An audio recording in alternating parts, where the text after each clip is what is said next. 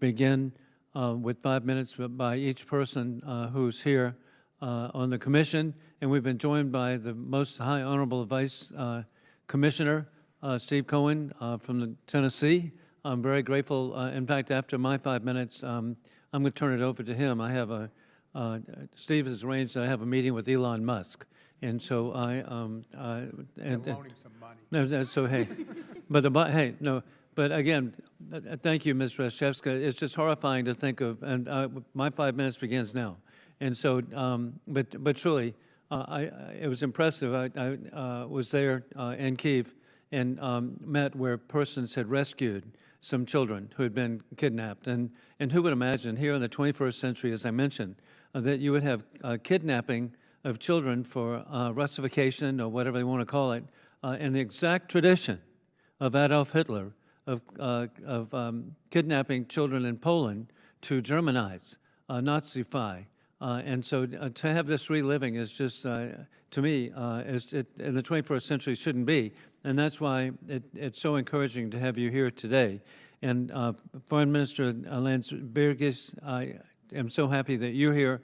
And indeed, something so important that you mentioned, and that is that Lukashenko has announced that he has several dozen Russian nuclear weapons in Belarus. How does that change the dynamics? What should we do?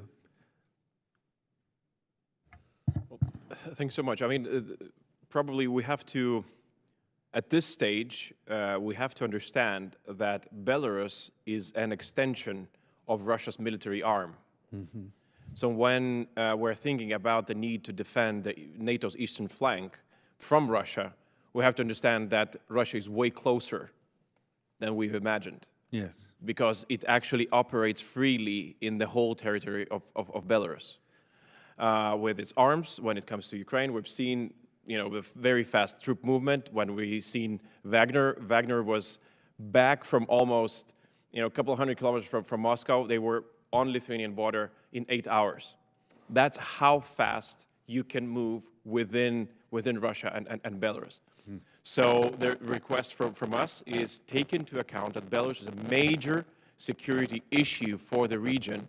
And when you talk about the needs of our region, it needs to be reinforced. It needs to be reinforced with more NATO troops, with more equipment, because we are in a dangerous region. And indeed, Foreign Minister, as you indicate, the Russian military in Belarus, that it's really an extension so far. But hey, it also fits into something else. Mr. Putin claims that Ukraine doesn't exist.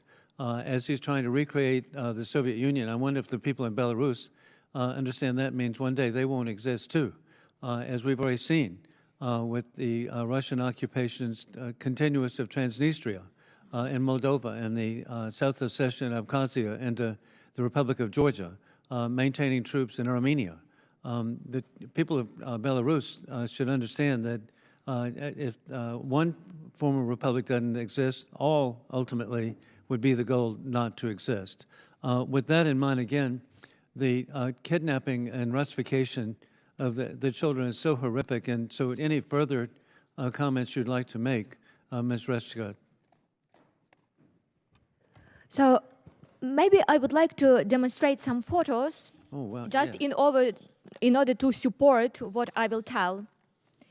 So this is the militarization of Ukrainian children made by the Russian Federation with assistance of Belarusian agents.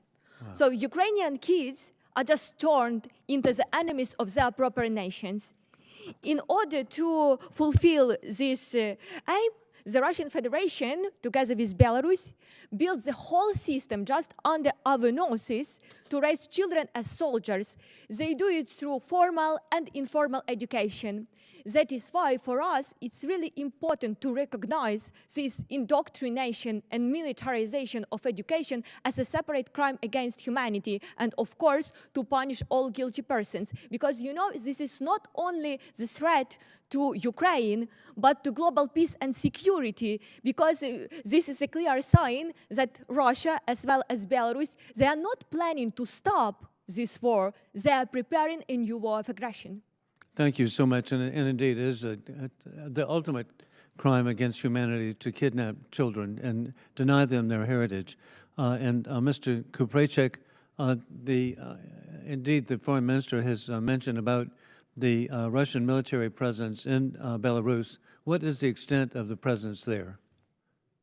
So I just want to add some information about nuclear weapon in Belarus. Belpol organization just a few weeks ago published our investigation about tactical nuclear weapon in Belarus. Right now, we can say that Lukashenko do not have any nuclear weapon in Belarus. But tomorrow, Putin and Lukashenko signed a new document about Union State, and we have information that in the second part of 2025 and beginning of 2026, Putin transfer tactical nuclear weapon in Belarus.